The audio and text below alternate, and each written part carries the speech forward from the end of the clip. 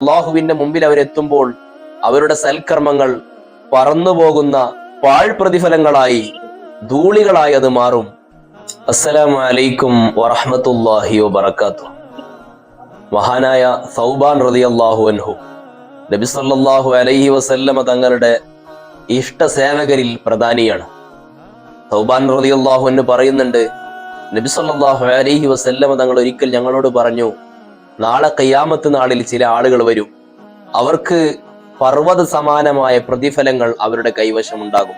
രക്ഷപ്പെടാൻ മാത്രം ധാരാളം സൽക്കർമ്മങ്ങളുമായിട്ടാണ് അവര് നാളെ പരലോകത്തെത്തുക. പക്ഷേ ആ പരലോകത്ത് അള്ളാഹുവിന്റെ മുമ്പിൽ അവരെത്തുമ്പോൾ അവരുടെ സൽക്കർമ്മങ്ങൾ പറന്നുപോകുന്ന പാഴ് പ്രതിഫലങ്ങളായി, ധൂളികളായി അത് മാറും. അവർക്കത് പ്രയോജനപ്പെടുകയില്ല എന്ന് നബി സല്ലല്ലാഹു അലൈഹി വസല്ലമ തങ്ങൾ പറഞ്ഞപ്പോൾ ഞങ്ങൾ ചോദിച്ചു, നബിയെ, ഏതാണ് ആ വിഭാഗം ആളുകൾ?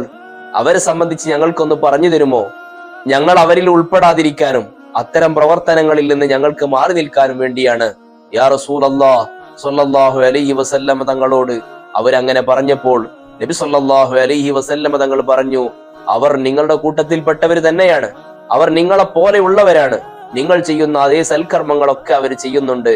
പക്ഷേ കാലിയാകുന്ന സമയം, ഒറ്റയ്ക്കിരിക്കുന്ന സമയം, ഒറ്റക്കാവുന്ന സമയം അവർ തെറ്റുകുറ്റങ്ങളിലേക്ക്, ഹറാമുകളിലേക്ക് പോകുന്ന ആളുകളാണ്.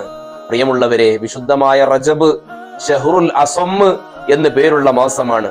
ഹറാമായ വാക്കുകൾ പോലും മൗനം പാലിക്കേണ്ട സ്വഹാബത്തും അതുപോലെ നബി സല്ലല്ലാഹു അലൈഹി വസല്ലമ തങ്ങളുടെ മഹത്തായ വാക്കുകൾ ഉൾക്കൊണ്ട മഹാന്മാർ മുഴുവനും ഈ റജബിൽ ഹറാമും വെറുപ്പുണ്ടാക്കുന്ന വാക്കുകളിൽ നിന്നും അവര് മൗനം പാലിച്ചവരാണ്.